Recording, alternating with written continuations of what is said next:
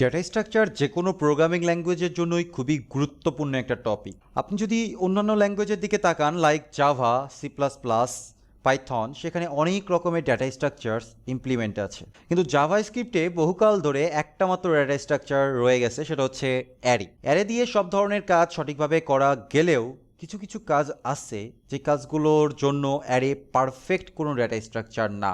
এই ধরনের কাজে বা এই ধরনের সিচুয়েশনে আমাদের সবসময় কি করতে হতো, ES5 পর্যন্ত ডেটা স্ট্রাকচারস নতুন করে নিজেদের মতো করে ইমপ্লিমেন্ট করে নিতে হতো। ES6-এ আমরা কিছু ডেটা স্ট্রাকচারস পেয়েছি, বিশেষ করে দুইটা ডেটা স্ট্রাকচারস পেয়েছি যেই ডেটা স্ট্রাকচারসগুলো খুবই ব্যবহৃত হয় ওয়ার্ল্ড ওয়াইড এবং খুবই প্রয়োজনীয়। তার ভেতরে একটা হচ্ছে সেট আর একটা হচ্ছে ম্যাপ। এই দুইটা ডেটা স্ট্রাকচারসের ব্যবহার অলমোস্ট সেম, একটু ডিফারেন্স আছে, আর একটু না অনেক কি ডিফারেন্স আছে।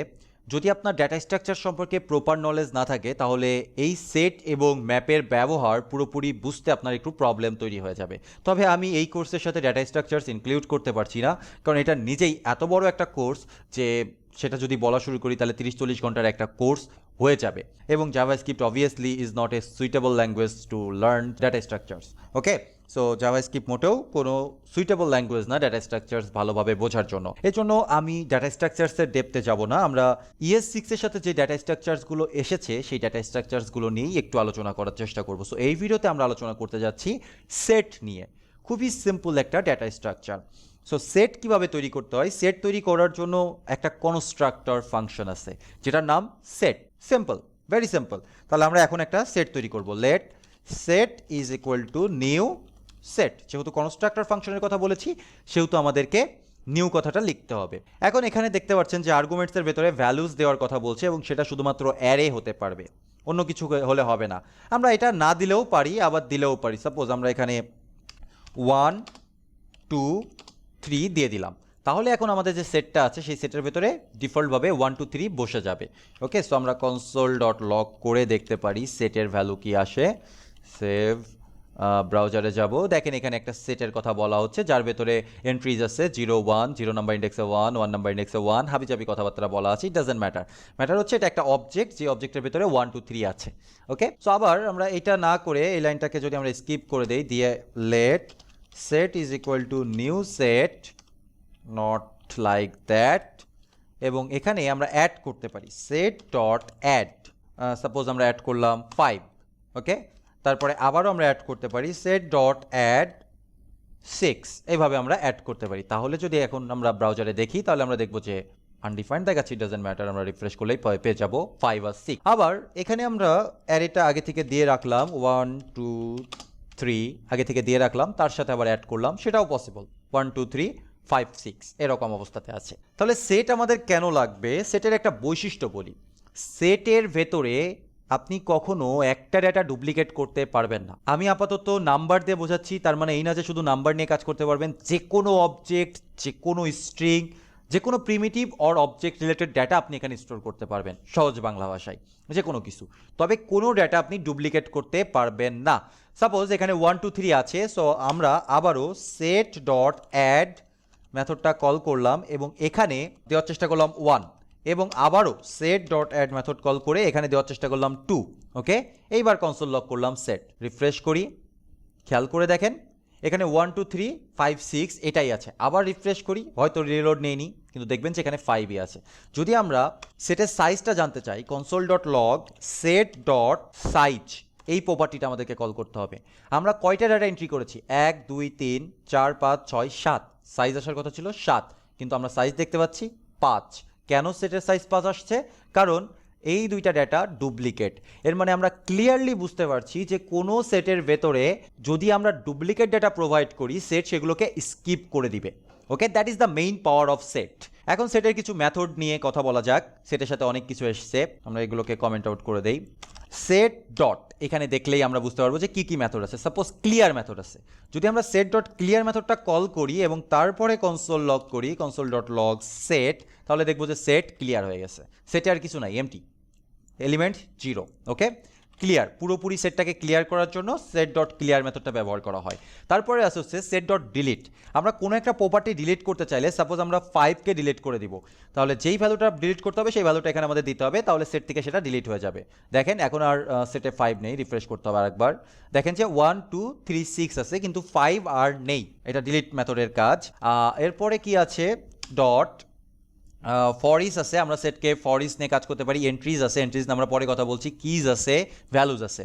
আচ্ছা, আমরা হ্যাজ মেথডটা নিয়ে আগে কথা বলি, কারণ আর কিছুই তেমন ইম্পর্টেন্ট নাই। তো আমরা হ্যাজ মেথডটা নিয়ে কথা বললে এখানে আমাদেরকে একটা ভ্যালু দিতে হবে, যেই ভ্যালুটা আছে কিনা সে সেটা রিটার্ন করবে। ওকে, তাহলে আমরা কনসোল ডট লগ করে দেখতে পারি সেট ডট হ্যাজ, আমরা 5 দিয়ে দেখি যে 5 আছে কিনা। ডিলিট তো করিনি আপাতত বলছে ফলস, আমরা রিফ্রেশ করলে আবার পেয়ে যাবো যে না 5 আছে। ইয়া ট্রু, 5 আছে আমাদের কাছে, তাই না? এই হ্যাজ মেথডটার কাজ শুধুমাত্র এতটুকুই যে আছে কিনা সেটা বের করবে। এরপরে আমরা জেসন মেথডটা কল করে দেখব। সেট ডট টু জেসন, এই মেথডটাকে আমরা কল করি, দেখি আউটপুটে কি আসে। Uncaught set dot to JSON is not a function. Set dot to JSON is not a function, এটা কেন দিচ্ছে আমি জানি না, কারণ এখানে আমাদেরকে সাজেশনে বলছে যে সেটের সাথে টু জেসন মেথডটা আছে, বাট আমরা এখানে যখন ব্যবহার করতে যাচ্ছি তখন আমাদেরকে সেটা দিচ্ছে না। ওকে, না দিক, আমাদের জেসন এই মেথডটার কখনো দরকারও পড়বে না খুব একটা, সো সমস্যা নেই, আমরা এটা বাদ দিয়েই কাজ করি। আমি যদি ফাইন্ড আউট করতে পারি যে কেন টু জেসন মেথডটা কাজ করছে না, সেটা আমরা পরবর্তীতে আপডেট দিয়ে দিব যে এই জন্য কাজ করছিল না। সেট ডট এন্ট্রিজ নামের কিছু মেথড আছে, ভ্যালুজ আছে আর কিজ আছে। সো আমরা কিজ মেথডটা দেখার চেষ্টা করি। কিজ আর ভ্যালুজ সেট মেথডের ক্ষেত্রে প্রযোজ্য না, তারপরেও দেওয়া আছে। ম্যাপ আর সেট একই ইন্টারফেস থেকে বা একই বেস অবজেক্ট থেকে ইনহাইট করেছে, তো দ্যাটস ওয়াই কিজ এবং এন্ট্রিজ, কিজ এবং ভ্যালুজ দুইটাতে আছে। কিজ এবং ভ্যালুজ এই মেথড দুইটা মেনলি কাজে লাগে ম্যাপ কালেকশনের ক্ষেত্রে, কিন্তু সেটের ক্ষেত্রে কাজে লাগে না। দুইটা ক্ষেত্রেই দেখবেন যে একদম সেম অবস্থাতে আছে। ওকে, সো আপনি দেখবেন যে ইটারেটর জাস্ট এখানে দুইটা সেম অবজেক্ট রিটার্ন করবে। ওকে, কিজও যা রিটার্ন করবে, ভ্যালুজও তাই রিটার্ন করবে। আমি এখানে দিয়ে দেই, কারণ এখানে কি ভ্যালু পেয়ারটা নেই, এখানে সব কিছুই ভ্যালু, দ্যাটস ওয়াই দুইটা সেম জিনিস রিটার্ন করবে। এবং মজার বিষয় হচ্ছে এটা ইটারেটর রিটার্ন করছে। ইটারেটর সম্পর্কে তো মনে আছে, তাই না?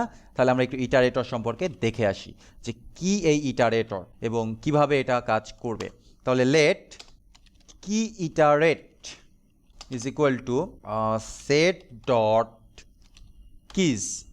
ওকে, আচ্ছা, আমাদের কাছে এখন কি ইটারেট আছে এবং আমরা কনসোল লগ করে দেখতে পারি। কনসোল ডট লগ কি ইটারেট ডট নেক্সট, খেয়াল করে দেখেন কি আউটপুট আসে আমাদের। ওয়াও, তার মানে এই যে কিজ মেথডটা বা ভ্যালুজ মেথডটা আমাদেরকে ইটারেটর রিটার্ন করছে। ভ্যালুজের ক্ষেত্রেও সেম জিনিসটাই আসবে, আমাদেরকে কি রিটার্ন করছে, ইটারেটর রিটার্ন করছে। ইটারেটর যেহেতু রিটার্ন করছে সেহেতু আমরা এখানে কাস্টমভাবে ইটারেট করতে পারি, ফর অফ লুপ চালাতে পারি, তাই না? অবশ্যই ফর অফ লুপ চালাতে পারি। যদি আমরা এই কোডটাকে কমেন্ট আউট করি এবং নর্মালি যেহেতু আমাদের সেট নিজেই ইটারেবল, আমরা সেটা চেক করে দেখতে পারি, কারণ আমাদের কাছে একটা ফাংশন ছিল, এই ফাংশনটাকে আমরা আনকমেন্ট করি এবং এখানে চেক করার চেষ্টা করি যে আমাদের এই ইটারেটরটা বা সেটটা ইটারেবল কিনা। কনসোল ডট লগ ইজ ইটারেবল, এটা হচ্ছে আমাদের সেট, সে আমাদেরকে কি আউটপুট দেয় দেখা যাক। আনডিফাইন্ড ইজ নট ইটারেবল, এটা বলছে, ইট ডাজেন্ট ম্যাটার, আবার রিফ্রেশ করলে পাওয়া যাবে এটা ট্রু। যেহেতু এটা নিজেই ইটারেবল সেহেতু আমরা কি করতে পারবো, সেহেতু আমরা এখানে ফর অফ লুপ চালাতে পারবো। সো আমরা চেক করে দেখি যে ফর অফ লুপ চালানো যায় কিনা। আচ্ছা, আমি কমেন্ট আউট করে রাখি এটাকে। For let V of set console dot log V, save করি।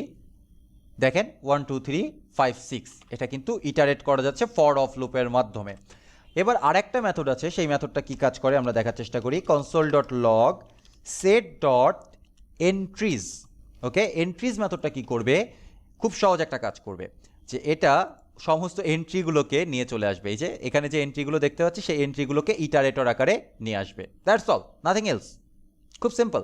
যেটা কিজ কাজ করবে বা ভ্যালুজ কাজ করবে বা এন্ট্রিজ সেম কাজই করবে সেটের ক্ষেত্রে। ম্যাপের ক্ষেত্রে একটু ডিফারেন্স আসতে পারে। তো এই হচ্ছে বেসিক সেট। ওকে, খুবই সিম্পল কনসেপ্ট। এরপরে আমরা ম্যাপ মেথড নিয়ে বা ম্যাপ কালেকশন নিয়ে, অ্যাকচুয়ালি এগুলো কিন্তু মেথড না, ম্যাপ কালেকশন, সেট কালেকশন নিয়ে আলোচনা করব নেক্সট ভিডিওতে।